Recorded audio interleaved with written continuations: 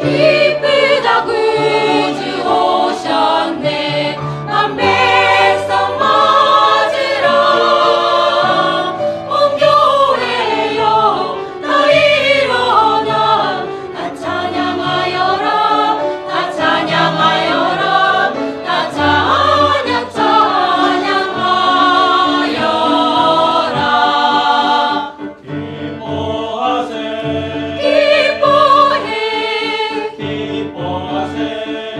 온 마음과 목소리 높여 다 기뻐하고 기뻐하세.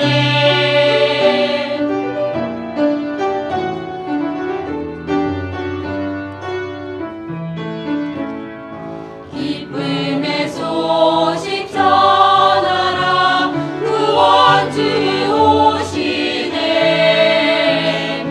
마음의 준비하여라. 다 찬양하여라.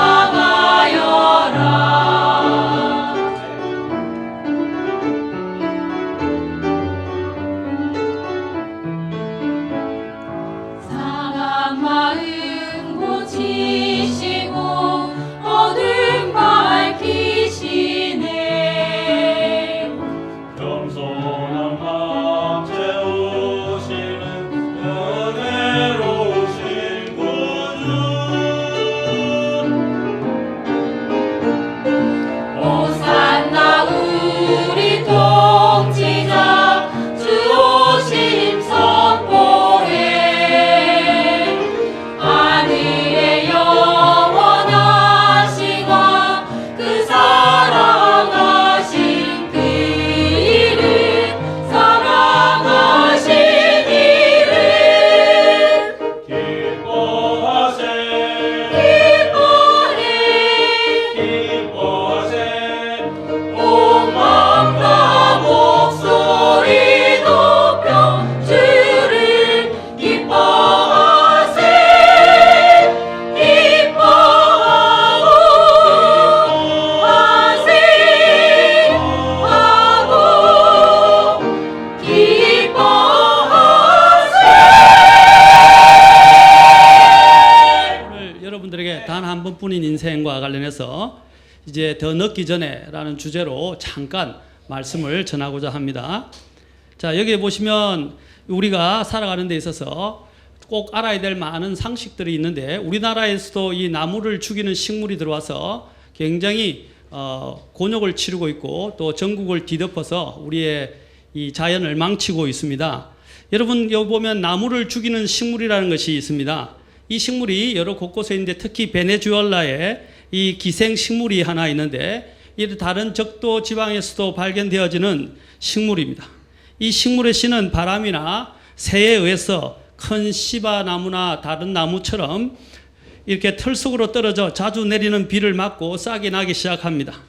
가느다란 뿌리가 즉시 그 껍질을 간통해서 들어가 나무 진액을 빠는 동안에 다른 덩굴손들은 땅 속으로 뻗어서 비옥한 토양에 뿌리를 내리게 됩니다. 이 기생식물의 다른 가지들은 나무의 줄기와 가지들을 오르내리면서 여리저리 뻗어서 마치 사랑하는 사람이 포옹을 하는 것처럼 다른 나무를 포옹을 하지만 사실은 그 몇 센치 간격으로 여기저기 내뻗어서 나무 껍질을 간통한 뿌리를 통해서 그 나무의 생명을 먹고 있는 것입니다. 나무를 죽이는 기생식물로서 뒤덮인 늙은 그 고목 곁을 지나가는 사람들은 야, 저 나무가 정말 푸르구나. 그 푸르름에 놀라지만 가까이 접근해서 자세히 살펴보면 그것은 그 나무의 푸르름이 아니라 기생식물의 푸르름이라는 것을 알게 됩니다. 위험 있는 이 시바나무의 생명은 점점 소실되어 결국 사멸하고 쓸모없는 모습으로 서 있게 됩니다. 그런데도 기생식물은 썩어가는 나무를 계속 먹으면서 점점 더 번성하고 푸르게 됩니다. 마침내 적도의 폭풍이 불게 될 때쯤에 그 뒤엉킨 덩굴의 잎은 사라지게 된다는 것입니다. 이 거대한 시바나무의 멸망에 관한 이야기는 바로 우리 인간에 관련된 이야기일 수도 있습니다. 하나님의 형상으로 창조된 인간은 모든 피조물의 머리입니다. 그러나 그 죄가 그 인간을 붙들게 되었고 그 결과 모든 사람은 예외 없이 죄인이 되게 되었습니다. 모든 인류는 이렇게 죄악된 성품을 가지고 태어나고 모든 사람들은 어느 정도까지는 죄를 짓게 됩니다. 바로 어린 아이로부터 시작해서 이제 그것들이 갈수록 점점 더 많아지기 시작합니다. 때때로는 거짓말도 하고 속이는 말도 하고 훔치기도 하고 욕설 등을 하기도 하면서 마음속에 심겨진 악을 드러냅니다. 바로 이런 것들이 인간이 갖고 있는 죄악인데 우리 아까 여기 시바나무가 다른 나무들에게 기생해서 그의 생명을 빨아먹고 살듯이 바로 우리 인간 안에 있는 죄가 우리 안에 기생해서 우리의 생명을 빨아먹고 우리로 영원한 멸망에 이르게 하고 하나님의 심판을 받도록 만들어준다는 사실입니다. 이 죄라는 기생식물을 없애기 위해서 특히 아까 시바나무가 큰 폭풍이 왔을 때 그때 없어지는 것처럼 바로 뜨거운 태와 같이 비유되어지는 우리 주 예수님께서 오셔야만이 예수님을 통해서 여러분의 모든 이 죄의 씨가 다 말라지게 되고 여러분은 그곳에서 헤어날 수 있게 된다는 것입니다. 이 바로 예수 그리스도는 하나님이 주신 생명의 선물입니다. 여기 보십시오. 이 사진을 보시면 얼마나 푸르릅니까? 마치 정말 아름다운 모습까지 보이고 있습니다. 그러나 이것은 우리나라에 지금 있는 이 기생식물을 이야기합니다. 그러나 이것이 결국에는 그 원래 나무를 죽인다는 것입니다. 모든 것은 시작과 끝이 있습니다. 시작과 끝이 있는데, 자, 시작과 끝과 관련해서 아까도 말씀드렸지만 하나님께서 말씀하시는 부분에 있어서 이 시작과 끝에서 하나님이 세 가지를 통해서 우리에게 말씀해 주십니다. 자, 여기 보면 모든 것은 시작과 끝이 있다는 것을 어떻게 알 수 있느냐. 많은 사람들이 이 세상이 영원히 창조되는 것처럼 이야기합니다. 과학의 법칙도 이 사실을 증명합니다. 첫째, 과학을 여러분은 하셨지만 상식적으로 잘 아는 겁니다.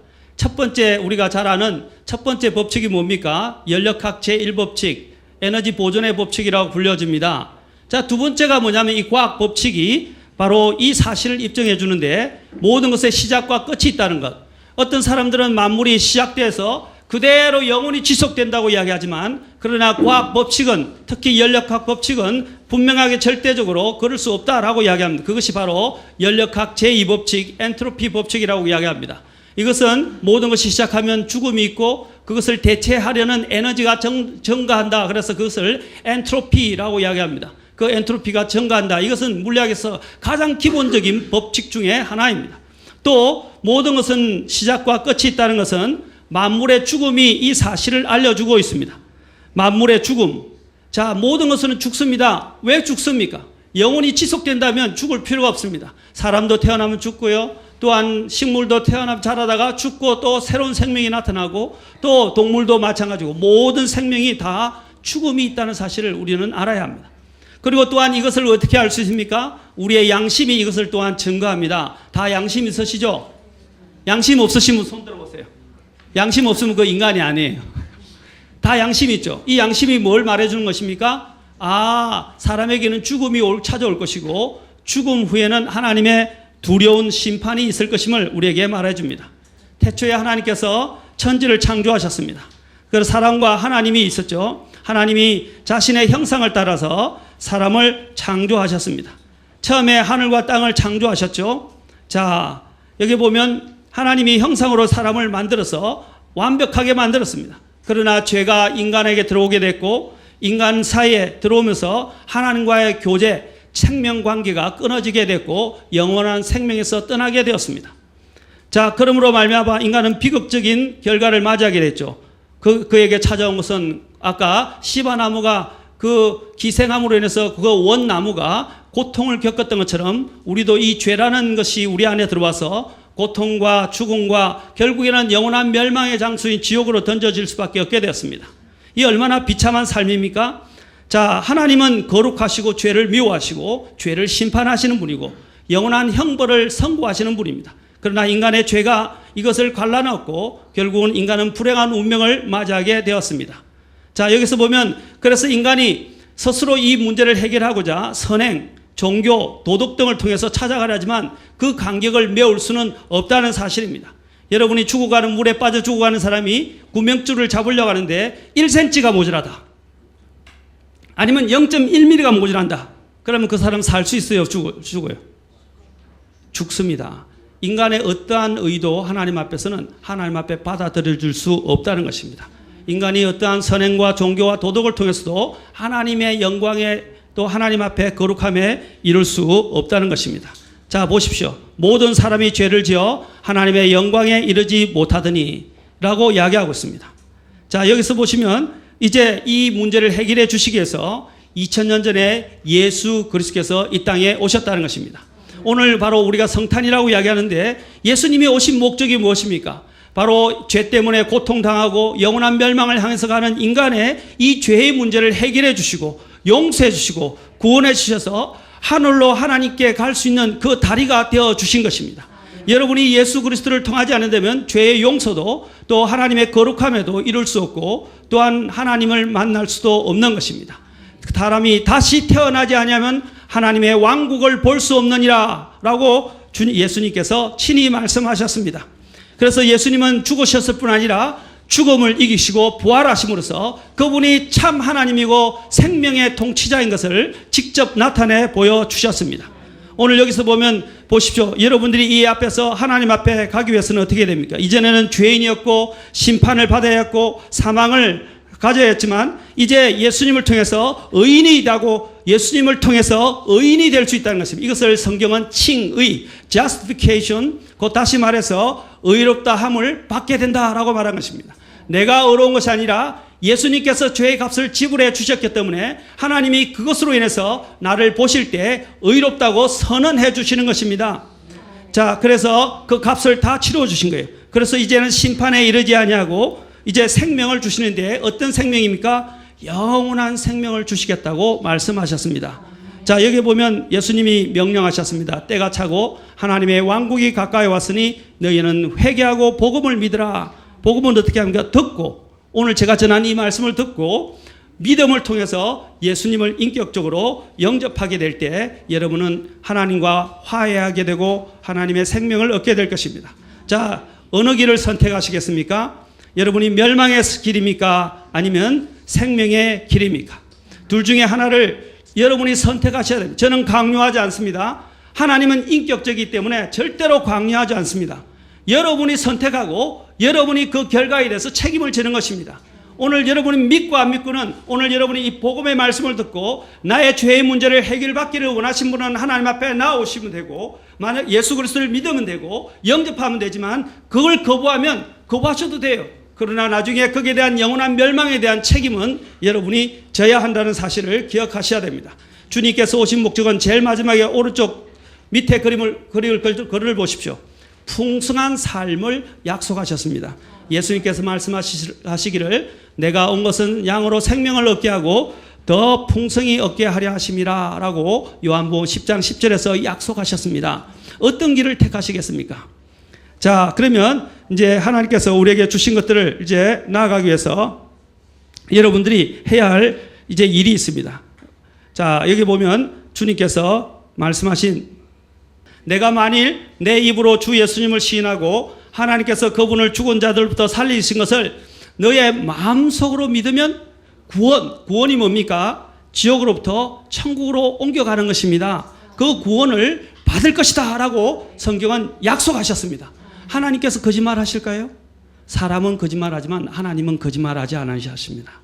그래서 사람이 마음으로 믿어 의에 이르고 입으로 시인하여 구원에 이르느니라 라고 말하고 있습니다. 제가 한 가지만 재밌는 이야기를 해드릴게요. 여러분 한자에 보면 하나님의 창세기와 관련된 그리고 구원에 관련된 기쁜 이 복음의 소식이 들어있어요. 여러분 한자 아시죠? 한자 다 배우시죠? 가장 제가 대표적인 한자 하나만 가르쳐 드릴게요. 아까 사람이 마음으로 믿어 의에 이른다고 돼 있죠? 의에. 이 의라는 단어가 여러분 자세히 보면 양자에 밑에 나아자가 있어요. 그런데 이것이 어떻게 의라는 단어로 바뀌었을까요? 양자 밑에 나아자가 있어요. 그 말은 뭐냐면 이 양은 하나님의 어린 양이신 예수님을 가리킵니다. 그리고 밑에 나아자는 뭐냐면 내가 그 예수님 아래 있게 될 때 하나님께서 나를 의롭다고 선언해 주시는 그 의를 이야기하는 거예요. 한 가지만 더 이야기해 줄까요? 여러분 배주자 아시죠? 배주자. 예? 배선자 아시죠? 배선자. 배선자 보면 왼쪽에 배주자가 있어요. 배주자에다가 8팔자에다가 입구자가 있습니다. 자, 거기 배선자예요. 자, 배선자의 앞에 뭡니까? 8명의 사람이 배에 탔더라 이 말입니다. 그래서 그것이 배선자가 된 거예요. 노아와 함께 8명의 사람이 배를 탔죠? 노아의 방주를 이야기합니다. 최근에 노아의 방주 영화도 나왔죠? 그건 비성경적입니다. 보지 마세요. 어쨌든 간에 한자에도 모든 창세기의 신화가 다 창세기의 신화가 아니라 창세기에 일한 하나님의 사건을 다 일일이 기록해놨던 형상문자라는 사실을 기억하셔야 됩니다. 다음에 제가 자세하게 말씀을 드리겠지만 이제 여러분이 해야 할 일은 이 예수님을 믿고 여러분이 받아들이는 것입니다. 그럴 때 여러분들은 구원받게 됩니다. 이제 마지막으로 제가 몇 가지 예화만 드리고 말씀을 마칠까 합니다. 여러분이 이 사건을 아십니까? 제2차 세계대전 중에 1945년 어느 화창한 날이었습니다. 히로시마 상공에 갑자기 빠른 군용기 편대가 굉음을 나타내면서 나타났습니다. 잠시 후에 시가 상공을 두어 번 선회하면서 비행기는 헤아릴 수 없이 많은 전단지를 뿌리고 수평선 너머로 사라졌습니다. 시민들은 호기심에 갑자기 뿌려진 전단지를 주워들고서 읽기 시작했는데 그 전단지는 미국 공군이 미리 뿌렸던 것입니다. 그 안에는 이런 경고의 글이 쓰여 있습니다. 히로시마 시민에게 경고한다. 모든 시민은 8월 6일 아침 8시까지 50km 밖으로 대피하라. 투하되는 폭탄은 신형 원자폭탄이다 하고 미리 경고를 했습니다. 수만 명의 시민들은 이 영문 모를 경고장에 대해서 각기 나름대로 가슴을 조이며 수군거리기 시작했습니다. 자, 뭐라고 수군거렸냐? 전단지를 본 사람들의 반응은 이것은 공갈이다, 곧 거짓이다. 설마 무슨 일이 있겠어? 우리가 전쟁에서 이기고 있는데. 근데 또 어떤 사람은 그때 가봐야 알지 라고 이야기를 했습니다. 그런데 드디어 1945년 8월 6일 아침 8시 15분에 B-29기 폭격기가 히로시마 상공에 나타나게 되었습니다. 자, 사람들은 야, 이게 진짜일까 아닐까 이제 의아해하면서 그것을 바라보기 시작했습니다. 그런데 어떻게 되었습니까? 결국에는 그 폭탄을 떨어뜨렸습니다. 자, 사람들은 그것을 보면서 무슨 일이 날까 궁금해하면서 보고 있는데 피할 생각도 안 하고 지상 600m 지점에서 일었을 때 갑자기 섬광과 함께 폭발이 일어났습니다. 햇빛보다 수천 배나 밝고 강한 순간적인 성광이 온 시가지를 휘감았습니다. 상상도 못할 대폭음이 지축을 흔들었고 하늘 높이 치솟은 거대한 불기둥과 버섯구름이 일어났으며 엄청난 폭풍과 죽음의 검은 먼지가 뒤덮였습니다. 엄청난 양의 파편들이 다 날아가고 사람을 간통하기도 했습니다. 전 시가지로 대포알처럼 날아간 그 건물 잔해 및 나무, 자동차, 전신주 등의 무차별적인 파괴가 있었습니다. 암흑으로 뒤덮인 하늘과 온 곳에 발발한 무서운 화재의 손길이 있었고 또 불길이 있었고 그야말로 지옥의 모습을 방불케 하는 참혹한 실상이었습니다. 자, 그런데 이때 이 모습은 온몸을 피로 목욕한 듯 처참한 상처를 입은 사람들이 있었고 건물 밑에 깔려서 비명과 신음으로 구조를 요청하는 사람들의 처참한 비명소리가 있었고 엄마를 찾아 울부짖는 아이들의 소리, 자녀들을 찾아 부르는 소리, 아내는 남편을, 남편은 아내를 애타게 찾는 소리, 헤아릴 수 없는 많은 시신들이 뒹굴었고 너무나 갑작스런 큰 충격에 정신을 잃고 그냥 거리를 뛰어다니는 혼비백산한 사람이 있었고, 순간 온도가 5000도씨 이상의 고열에 옷이 타고 피부가 가죽처럼 말려서 아픔을 못 이겨서 펄쩍펄쩍 뛰는 사람도 있었고, 냇물에 뛰어들어서 머리를 쳐박고 있는 사람들, 또 수치를 입고 벌거벗은 모습으로 몸부러치는 사람들, 아비규환이었고 지옥을 방불케 하는, 정말 다시 생각해보고 싶지 않은 모습이었습니다. 히로시마 외에 또 한 곳에 폭탄이 떨어지자 일본이 어떻게 했습니까? 바로 항복을 선언했습니다. 자, 여기 보십시오. 이 폭탄이 얼마나 어마한지 이 잔해 한번 보십시오. 그 당시의 참혹한 모습을 우리에게 잘 보여주고 있습니다. 자, 보십시오. 그 당시 또 사람들의 시신이 이곳이 얼마나 많았는지 보십시오. 엄청난 사건이었습니다. 자, 여기 있는 히로시마의 원폭 희생자들 볼 때 얼마나 불쌍하고 마음이 아픕니까? 그러나 그들이 이 비극을 꼭 당해야만 했습니까? 마지막 시간까지 미국이 경고 그 전단지를 뿌렸는데 그것을 받아들이지 않았던 그 불신의 대가는 돌이킬 수 없는 큰 결과를 가지고 왔습니다. 순식간에 히로시마 시민 20만 명의 생명과 재산이 잿더미가 되고 만 것이었습니다. 그러나 원자폭탄의 위력을 알지 못했으나 한 조각의 그 종이 쪽지의 경고를 겸손한 마음으로 받아들인 소수의 사람들은 거의 70년이 다 돼가는 지금도 그 사건의 정인으로서 아직 살아 있다는 사실입니다. 이들에게는 얼마나 다양한 일입니까? 자, 그러나 이제 그보다도 더 무서운 경고, 미 공군의 경고보다 더 큰 무서운 경고가 있다는 것입니다. 곧 살아계신 하나님의 경고입니다. 하나님이 지금 경고하십니다. 여러분은 이 경고를 알고 있습니까? 이 경고는 단 한 사람도 영원히 멸망당한 것을 원하지 아니하시는 살아계신 하나님의 경고입니다. 살아계신 하나님의 경고는 아까도 말씀드린 죄의 삭은 사망이다 라고 하나님은 말씀하십니다. 그리고 히브리서에서 한 번 죽는 것은 사람에게 정해진 것이고 그 뒤에는 심판이 있을 것이라고 말합니다. 그리고 마지막 계시록 책에서는 누구든지 하나님의 그 어린 양의 생명책에 기록된 것으로 드러나지 않는 자는 불 호수에 던져져서 영원한 고통의 멸망에서 고통을 당하며 살게 될 것이라고 말하고 있습니다. 죽음은 끝이 아닙니다. 죽음은 없어지는 것이 아닙니다. 죽음은 영원한 생명에서 분리되는 거예요. 그렇죠? 생명에서 분리되는 것입니다. 하나님이 오늘 약속하십니다. 오늘 하나님의 사랑을 보십시오. 하나님이 로마서 5장 8절에서 말씀하십니다. 우리가 아직 죄인이었을 때에, 우리는 죽을 수밖에 없는, 영원한 멸망을 갈 수밖에 없는 죄인이었을 때에 예수 그리스도께서 우리를 위해 죽으심으로써 하나님께서는 우리를 향한 자신의 사랑을 당당히 제시하시느니라. 요한복음 3장 16절에서는 하나님께서 세상을, 저와 여러분을 이처럼 사랑하셔서 자신의 독생자 예수 그리스도를 주셨으니 이것은 누구든지 그분을 믿는 자는 멸망하지 않고 영존하는 생명을 얻게 하려 하심이라. 오늘 여기는 어떤 생명요? 영원한 생명이라고 그랬어요. 죽음이 없는, 더 이상 죽음이 없는 영원한 생명이라고 말했습니다. 아까 로마서에서 죄의 삭은 사망이요 라고 했지만 영어로 보면 but 이라는 단어가 있어요. but. 이거는 역접입니다. 얼마나 중요한 단어인지 모릅니다.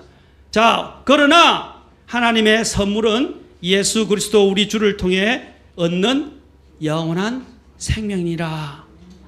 여러분이 영원한 생명을 얻기를 원하십니까? 죄를 용서받기를 원하십니까? 죄로 인해서 영원한 멸망에 이르지 않기를 원하십니까? 하나님께서 오늘 기쁜 소식을 주셨는데 바로 그것이 가스펠, 바로 복음이라고 불려지는 것이고 오늘 여러분에게 제가 전한 이 메시지입니다.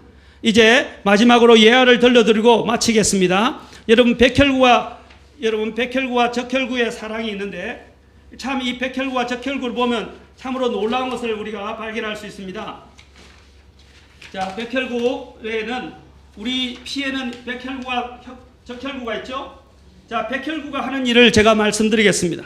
우리 몸에 어떤 이상한 병균이 들어오게 되면 얼른 그 침입자를 처리하는 일을 맡아서 하게 됩니다. 그런데 백혈구가 그 침입자를 처리하는 모습을 보면 아주 커다란 진리를 깨달을 수 있습니다. 얼핏 생각하면 백혈구는 아주 강력한 방법을 쓸 것만 같은데 그렇지 않아요. 절대 무력을 쓰거나 학대의 방법을 사용하지 않습니다. 넌 왜 이렇게 더럽냐고, 넌 왜 이렇게 지저분하냐고 놀려대지도 심한 욕설도 하지 않습니다. 그저 침입자에게 가까이 다가가서 자신의 가슴을 활짝 열어주고 품 안에 꼭 껴안아 버립니다. 그리고 아주 깊은 사랑으로 적을 감싸버립니다. 백혈구에 안긴 그 침입자 병규는 너무 황홀해서 정신이 나가버립니다. 왜냐하면 단 한 번도 그런 사랑을 받아본 적이 없기 때문입니다. 원수에 대한 사랑입니다. 그리고 그 침입자는 백혈구의 사랑에 감동해서 그렇게 녹아버리는 것입니다. 참으로 백혈구의 사랑은 놀랍지 않습니까? 보기 싫든 지저분하든 가리지 않고 백혈구는 모두 다 껴안고 자신이 그 사랑을 통해서 그 적을 녹여버린다는 사실입니다. 이것이 바로 우리 주 예수 그리스도의 사랑을, 하나님의 이 죄인에 대한 사랑을 보여주는 것입니다. 아멘. 어떠한 죄인도 예수 그리스도는 다 품에 받아주십니다. 아멘. 그분은 넓은 문을 갖고 있어 구원의 문은 넓어서 어느 누구라도 들어오기를 원하시고, 그 안에 들어온 사람들은 그분에게 죄를 지었던 사람이든 대적한 사람이든 모두 다 사랑으로 껴안아서 그 죄를 다 용서해 주시고 구원해 주시는 사랑을 보여주시는 것입니다. 또 적혈구는 어떤 사랑을 합니까? 아주 진한 넘치는 사랑을 합니다. 우리 몸에 산소라는 것은 굉장히 중요하죠. 적혈구는 언제나 이리저리 다니다가 산소가 필요한 곳이 있으면 아낌없이 자기가 가장 소중한 그것을 그냥 내어주어 버립니다. 자신의 것도 조금 남겨주면 되는데 다 버려버립니다. 여러분, 이 인간과 이 모든 천체 만물은 하나님의 속성을 담고 있습니다. 특히 우리 인간에 있는 생명인 이 피 안에 있는 적혈구와 백혈구 또한 바로 하나님이 어떤 분인가를 우리에게 보여주는 하나님의 증거물입니다. 아까 적혈구가 이야기했죠. 적혈구는 그 적을 위해서 모든 것을 다 내어줘 버립니다. 100% 다 줘버려요. 오늘 하나님께서 우리를 위하여 자신의 생명 전부를 주셨습니다. 그 생명이 누구입니까? 바로 예수 그리스도이시고, 십자가에서 우리를 대신해서 우리 죄를 제거하시기 위해서 십자가에 죽으사 피를 흘리신 바로 예수 그리스도의 사랑을 말해 주는 것입니다. 마지막으로 한 가지 예화만 더 그냥 들려드리고 제가 마치겠습니다. 두 가지가 더 있는데 그냥 마지막 목숨을 바친 사랑에 대해서 여러분들에게 말씀을 드리겠습니다. 전쟁 중에 우리나라에 있었던 실제 실화입니다. 한 만삭이 된 어머니가 아기를 낳기 전에 어떤 집을 찾고 있던 중이었습니다. 그 어머니는 그만 그 집을 다 가지 못하고 길에서 진통을 하기 시작했습니다. 가진 것이 아무것도 없었던 어머니는 어느 다리 밑에 겨우 자리를 잡아 아기를 분만하게 되었습니다. 추운 겨울날 아무도 도와줄 사람이 없는 가운데 그 어머니는 모든 것을 혼자 처리하고는 아기가 춥지 않도록 자기 옷을 모두 벗어서 아기를 감싸 주었습니다. 해방 직후 추위에 어머니는 그만 얼어 죽고 말았습니다. 얼마 후에 어느 미군 장교 한 사람이 차를 타고 그 근처를 지나가다가 휘발유가 떨어져 버렸습니다. 그는 부대로 연락을 취해놓고 차에서 내려서 그 부근을 거닐면서 기다리고 있었습니다. 그런데 어디선가 이상한 아기 울음소리가 들려오기 시작했습니다. 깜짝 놀란 그 군인은 그 소리를 따라 다리 밑까지 내려오게 되었는데, 거기서 그 군인은 기가 막힌 장면을 보았습니다. 어머니는 벌거벗은 채 얼어 죽고 있었고, 어머니의 옷에 둘러싸인 갓난아기가 몹시 울고 있었습니다. 내가 여기서 기름이 떨어진 것이 어쩌면 하나님께서 이 아이를 살리기 위함인지도 모르겠다라고 생각한 그 군인은 그 아기를 데려다가 양자를 삼아 키웠습니다. 그 아들은 미국에서 훌륭하게 자라서 아주 놀라운 훌륭한 성인이 되었습니다. 그런데 늘 자신의 출생에 대해서 알고 싶었던 그 아들은 어느 날 자기를 키워준 아버지로부터 자기를 낳아준 어머니의 이야기를 듣게 되었습니다. 그는 처음에 방황했었어요.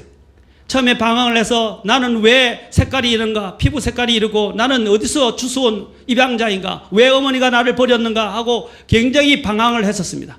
그때 그의 양아버지가 그를 데리고 왔던 그 양아버지가 그 출생의 사실을 알려주자 그 아이가 방황을 거치고 이렇게 훌륭한 사람이 되었고, 나중에는 그 아버지에 따라서 그 무덤가를 다시 찾아오게 되었습니다. 그래서 그 무덤가에 찾아와서 무덤가에서 울음을 터뜨리면서 이렇게 이야기했습니다. 어머니, 얼마나 추우셨을까요? 나를 살리기 위해서 어머니는 그런 희생을 치르셨습니다. 저는 어머니의 생각을 하면서 벌거벗고 굶주린 사람들에게 예수님의 사랑을 전하겠습니다 라고 이야기하면서 그 자리를 묵념하고 떠났다고 합니다. 마찬가지로 이 어머니의 사랑이 바로 우리 이 죄인들, 영원히 죽을 수밖에 없는 이 죄인들을 향한 하나님의 사랑을 우리에게 잘 보여주고 있는 것입니다. 오늘 이 시간에 여러분들에게 묻고 싶습니다. 오늘 여러분들이 이 하나님의 사랑을 받아들이지 않는다면 여러분에게 남은 것은 지금 영원한 죽음밖에 없습니다. 영원한 멸망밖에 없습니다. 인생은 단 한 번밖에 없습니다. 연습이라는 것은 인생에 없습니다. 오늘 이 한 번밖에 없는 인생에 여러분이 더 늦기 전에 오늘 자신의 죄를 회개하시고 나를 위해서 기꺼이 이 땅에 오셔서 나의 죄를 대신하여 십자가에 피 한 방울도 남기지 않고 내 죄를 짊어지시고 저와 여러분의 죄를 대신 짊어지시고 십자가에 기꺼이 죄의 형벌을 갚아주시기 위해서 대신 죽어주신, 그리고 죽었다가 부활하신 예수 그리스도를 나의 구원자와 주님으로 모셔드리십시오. 오늘 간절하게 회개하시고 받아들인다면 오늘 여러분들은 이 날이 바로 여러분의 구원의 날이 될 것이고 죄 용서함을 받는 날이 될 것이며 하나님 앞에서 영원한 생명을 얻고 천국에 갈 수 있는 바로 그 복된 날이 될 것입니다. 바로 이것이 가스펠, 바로 복음이라는 것입니다. 이 복음을 믿으시고 오늘 여러분 이 기쁜 소식을 통해서 영원한 생명을 얻고 이 자리를 뜰 수 있기를 바랍니다. 오늘 이 음악회 남은 것들을 잘 들으시고 감동과 감사를 여러분이 가지시겠지만 무엇보다도 예수 그리스도를 통해서 이 복음을 통해서 구원받고 영원한 생명을 얻어서 당당하게 이 세상을 살아가실 수 있는 여러분이 되시기를 바랍니다. 오늘 끝날 때 혹시 궁금하거나 이 부분에서 예수님을 영접하기를 원하는 분이 있다면 오늘 저에게나 오늘 여기에 계신 분들한테 와서 제가 오늘 예수님을 믿고 구원받기를 원합니다 하시고 말씀을 해 주시면 좋겠습니다.